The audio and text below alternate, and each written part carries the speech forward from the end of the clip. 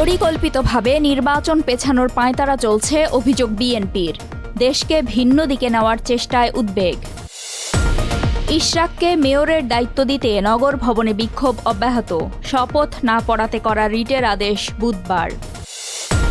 নতুন বাজেটে মহার্ঘ ভাতার ঘোষণা দেবেন অর্থ উপদেষ্টা। পরিমাণ চূড়ান্ত নিয়ে আলোচনা।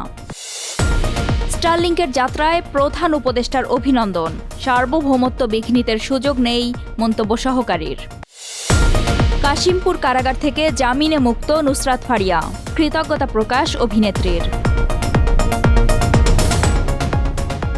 সবাইকে আমন্ত্রণ টিভিএস নিউজ অব দ্য ডেতে। সঙ্গে আছি আমি রুকাইয়া জহির। দর্শক, এতক্ষণ দেখছিলেন শিরোনাম, এবারে বিস্তারিত।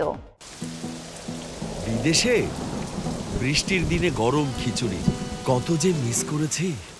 সাথে ইলিশ ভাজা। তুই রাঁধবি? রাঁধবো কেন? দেশি ভাইব চলে এসেছে এখন দেশি অ্যাপে। কোল্ড ড্রিঙ্কস ফুডম্যানকে বলে দিচ্ছি, এভাবেই পাঠাও আপনার লাইফস্টাইলের প্রাউড অংশীদার। পাঠাও চলো দেশি ভাইবে। চলবে 14 থেকে 31 মে পর্যন্ত। সুপরিকল্পিতভাবে নির্বাচন পেছানোর ষড়যন্ত্র চক্রান্ত শুরু হয়েছে বলে অভিযোগ করেছেন বিএনপির মহাসচিব মির্জা ফখরুল ইসলাম আলমগীর। তিনি বলেন, বাংলাদেশকে ভিন্ন দিকে নিয়ে যাওয়ার চেষ্টা করা হচ্ছে। গণতন্ত্রে উত্তরণের যখন একটা সম্ভাবনা তৈরি হয়েছে, তখন একটা কালো ছায়া এসে দাঁড়াচ্ছে। সুপরিকল্পিতভাবে নির্বাচন, জনগণকে তাদের ভোটের অধিকার থেকে বঞ্চিত করার পাঁয়তারা শুরু হয়েছে।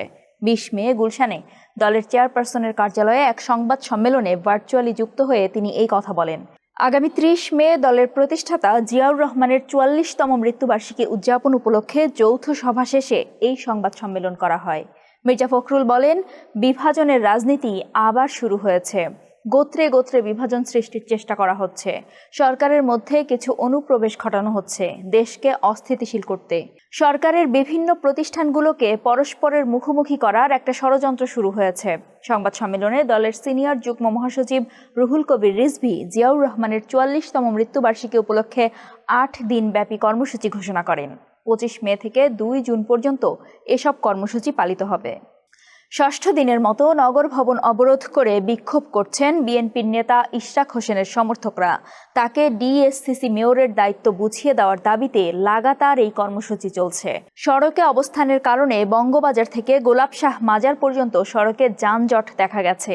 20 মে সকালে ঢাকার বিভিন্ন এলাকা থেকে নগর ভবনের সামনে জড়ো হতে থাকেন নেতাকর্মীরা। ভবনের প্রধান ফটকের সামনে অস্থায়ী মঞ্চে জাতীয় সঙ্গীত, দেশাত্মবোধক গান বাজানো হয়।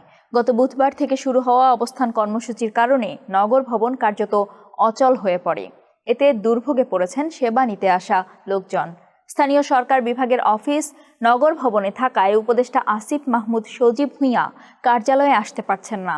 এদিকে মেয়র হিসেবে শপথ না পড়ানোর নির্দেশনা চেয়ে উচ্চ আদালতে করা রিট আবেদনের ওপর প্রথম দিনের শুনানি শেষ করা হয়েছে। এ বিষয়ে পরবর্তী শুনানি ও আদেশের জন্য বুধবার 21 মে দিন ঠিক করেছেন হাইকোর্ট। আসন্ন অর্থবছরে সরকারি কর্মকর্তা কর্মচারীদের মহার্ঘ ভাতা দেওয়ার বিষয়টি সরকার বিশেষভাবে বিবেচনা করছে বলে জানিয়েছেন অর্থ উপদেষ্টা ডক্টর সালেহ উদ্দিন আহমেদ। এ বিষয়ে একটি কমিটি কাজ করছে বলেও জানান তিনি।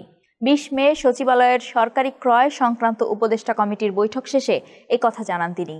উপদেষ্টা বলেন, মহার্ঘ ভাতার বিষয়টি সক্রিয়ভাবে বিবেচনা করা হচ্ছে। আগামী 2025-26 নতুন অর্থ বছরে মহার্ঘ ভাতা ঘোষণা করা হবে, তবে কিছুটা সময় লাগবে। হওয়ার সম্ভাবনা মোটামুটি। মহার্ঘ ভাতা প্রদানের উদ্দেশ্যে আসন্ন বাজেটে বরাদ্দ রাখা হবে, তবে কি পরিমাণ বা কত শতাংশ ভাতা দেওয়া হবে তা পরবর্তীতে জানানো হবে বলে তিনি উল্লেখ করেন।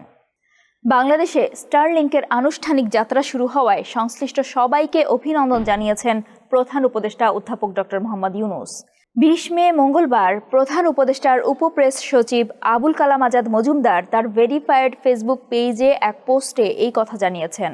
শুরুতে স্টারলিংক 2টি প্যাকেজ দিয়ে শুরু করছে, স্টারলিংক রেসিডেন্স এবং রেসিডেন্স লাইট। মাসিক খরচ একটিতে 6,000 টাকা, অপরটিতে 4200। তবে সেটআপ যন্ত্রপাতির জন্য 47,000 টাকা এককালীন খরচ হবে। এখানে কোনো স্পিড ও ডেটা লিমিট নেই। এদিন ফরেন সার্ভিস একাডেমিতে এক ব্রিফিংয়ে প্রধান উপদেষ্টার বিশেষ সহকারী ফয়েজ আহমদ তৈয়ব জানিয়েছেন, স্থানীয় গেটওয়ে থাকায় স্টারলিংকের ইন্টারনেট ব্যবহারের কারণে জাতীয় নিরাপত্তা কোনোভাবে বিঘ্নিত হবে না। কাশিমপুর কারাগার থেকে মুক্তির পর সবাইকে ধন্যবাদ জানিয়েছেন অভিনেত্রী নুসরাত ফারিয়া। ২০ মে সামাজিক মাধ্যম ফেসবুকে এক পোস্টে তিনি একথা জানান। এতে তিনি লেখেন, সকলকে অনেক অনেক ধন্যবাদ এবং কৃতজ্ঞতা যারা আমার পাশে ছিলেন। শারীরিক অসুস্থতার জন্য আজ কথা বলতে পারিনি। সুস্থ হয়ে খুব দ্রুত ফিরে আসবো আপনাদের মাঝে। এর আগে সকালে হত্যা চেষ্টা মামলায় গ্রেপ্তার অভিনেত্রীকে জামিন দেন আদালত। ঢাকার চিফ মেট্রোপলিটন ম্যাজিস্ট্রেট সিএমএম আদালত এ আদেশ দেন। পরে বিকাল 3:30টার দিকে গাজীপুরের কাশিমপুর কেন্দ্রীয় মহিলা কারাগার থেকে বেরিয়ে আসেন অভিনেত্রী নুসরাত ফারিয়া। দর্শক, এ ছিল আজকের নিউজ অব দ্য ডে। এতক্ষণ সঙ্গে থাকার জন্য ধন্যবাদ।